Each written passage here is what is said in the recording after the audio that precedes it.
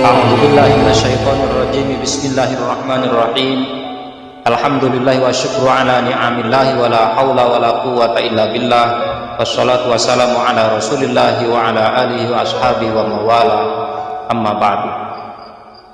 Kaum muslimin wal muslimat dimanapun Anda berada, Ramadan ini kita berada di tengah-tengah situasi dan kondisi yang berbeda dengan Ramadan sebelumnya, yang mana Ramadan sebelumnya sebagai bentuk kegembiraan kita bersama-sama beramai-ramai memakmurkan masjid, buka puasa bersama, sahur bersama, tilawah bersama, banyak dilakukan di masjid.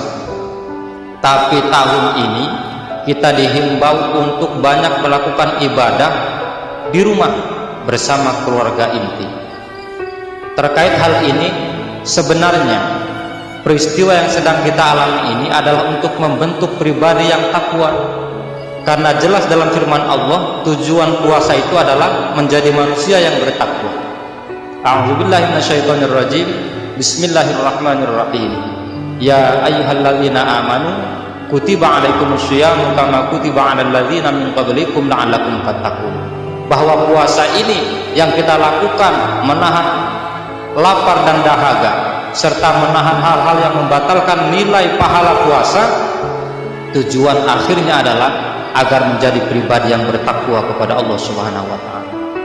Dan kita juga tahu Nabi pernah bersabda, kullu amal ibni Adam lahu illa shaum. Setiap amal anak Adam itu baginya kecuali puasa. Wa ana ajzibih, dan kata Allah, aku langsung yang akan membalasnya. Artinya apa kaum muslimin dan muslimat? Artinya kita jangan bersedih meskipun ada himbauan agar kita selalu banyak di rumah.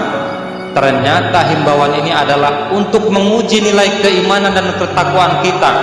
Apakah meskipun kita dianjurkan sering berada di rumah, ibadah di rumah, nilai kita tetap sama dengan ketika kita bersama-sama?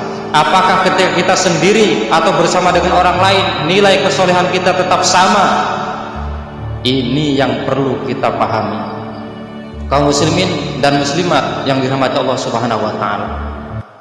Ada sebuah riwayat bahwa salah satu sahabat Nabi datang kepadanya, wahai Rasul, aku akan berangkat menunaikan tugasku sebagai pejabat negara, berilah bekal kepadaku. Biasanya ketika ada orang menghadap pimpinannya meminta bekal, yang diberikan adalah dinar dirham, tentunya yang bersifat ekonomi. Tapi dalam hal ini berbeda. Ketika sahabat Nabi menghadap, justru apa yang Rasul berikan? Ittaqillaha haitsu ma kunta wa tubi sayyi'atal hasanata tamquha wa khaliqin nas bi khuluqin hasan. Apa kata Rasul? Bertakwalah kamu kepada Allah dimanapun berada. Ikutilah setiap perbuatan buruk dengan perbuatan baik, dan juga bergaulah dengan manusia dengan akhlak yang baik. Apa maknanya? Seolah-olah Rasul berpesan kepada sahabat tersebut, seandainya kamu ketika berada di Madinah kamu tidak korupsi, bisa jadi bukan karena kamu takut kepada Allah, tapi karena ada aku sebagai Rasul di hadapanmu. Seandainya kamu tidak selingkuh, bisa jadi karena ada anak dan istrimu. Dan seandainya kamu menjadi orang yang baik ketika berada di Madinah, wajar, karena bisa jadi kamu takut kepada Rasul, kamu malu kepada keluargamu, dan kamu malu kepada sahabat-sahabat yang mengenalmu. Tapi kalau bekal takwa yang kamu bawa, dimanapun berada, kamu tetap akan hebat, nilai ibadahmu akan tetap berkualitas di hadapan Allah Subhanahu wa taala. Kaum muslimin dan muslimat dimanapun Anda berada, dengan adanya himbauan kita beribadah di rumah, sebenarnya sedang melatih diri kita agar kita menjadi pribadi yang luar biasa. Meskipun tidak di tengah-tengah keramaian, mampukah kita tetap solid dalam kesendirian? Ketika kita tidak tilawah di masjid, mampukah kita tilawah di rumah? Ketika kita tidak tarawih di masjid, mampukah kita tarawih di rumah? Itu yang perlu kita buktikan, bahwa kita beribadah bukan karena pandangan manusia, tapi karena kita sedang mencari nilai-nilai takwa yang diajarkan kepada kita. Mampukah kita bertakwa dalam kesendirian? Kemudian pesan yang kedua kata Rasul, wa tabi sayyi'atal hasanata tamhuha. ikutilah setiap perbuatan buruk dengan perbuatan yang baik. Tentu saja pesan ini bukan berarti mengajarkan kepada umatnya untuk boleh melakukan kemaksiatan, untuk boleh melakukan kejahatan.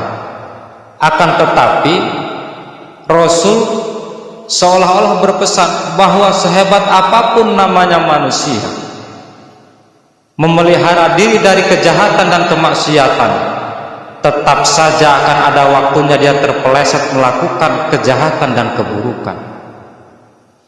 Maka wa'atbi sayyatal hasanata tamhuha, setiap melakukan kejahatan cepat-cepat ikuti dengan perbuatan yang baik. Jangan sampai keburukan itu menjadi kebiasaan yang ketika dilakukan menjadi hal yang biasa. Artinya apa? Sehebat apapun namanya manusia, tidak akan pernah luput dari yang namanya terpeleset terhadap kesalahan dan dosa. Maka ketika itu terjadi kepada setiap insan, segeralah bertaubat kepada Allah Subhanahu wa Ta'ala. Kemudian pesan yang ketiga, wa khaliqin nas bi khuluqin hasan, agar bergaul kepada manusia dengan akhlak yang baik. Nah, di tengah-tengah wabah pandemi COVID-19 ini, cara bergaul yang baik adalah dengan cara menjaga jarak. Bukan berarti menjauh untuk jauh selama-lamanya, tapi berupaya menyelamatkan setiap pribadi, karena wabah ini tidak terlihat oleh mata. Lebih sulit berperang melawan musuh yang tampak oleh mata, atau lebih sulit menghadap musuh yang tidak tampak oleh mata. Tentunya wabah ini tidak boleh dianggap sepele, karena melawan musuh yang tidak nampak lebih sulit ketimbang menghadapi musuh yang nampak di depan mata kita. Maka cara bergaul di hadapan manusia untuk masa-masa sekarang adalah dengan cara meninggalkan kerumunan. Bukan berarti kita memutus tali silaturahmi, tidak, tapi untuk menyelamatkan nyawa manusia, karena menjaga diri ini hukumnya adalah wajib. Kaum muslimin dan muslimat yang dirahmati Allah Subhanahu wa Ta'ala, marilah di bulan Ramadan ini kita bersama-sama bahu-membahu saling bersinergi mendukung program-program pemerintah yang memang dilakukan untuk kemaslahatan bersama. Majelis Ulama Indonesia, Kementerian Agama, pemerintah, bahkan Dinas Kesehatan sudah bersama-sama bersinergi untuk bersama-sama menyelamatkan bangsa kita dari kepunahan, untuk bersama-sama menyelamatkan bangsa kita dari mati sia-sia. Kaum muslimin dan muslimat yang dirahmati Allah Subhanahu wa Ta'ala, mudah-mudahan sedikit yang saya sampaikan dapat bermanfaat baik untuk saya pribadi dan juga untuk kaum muslimin dan muslimat dimanapun Anda berada. Tentunya banyak khilaf, banyak salah, banyak kekurangan. Untuk itu saya mohon maaf yang sebesar-besarnya. Wal afu minkum, Allahul muwaffiq ila aqwamit thoriq. Wassalamualaikum warahmatullahi wabarakatuh.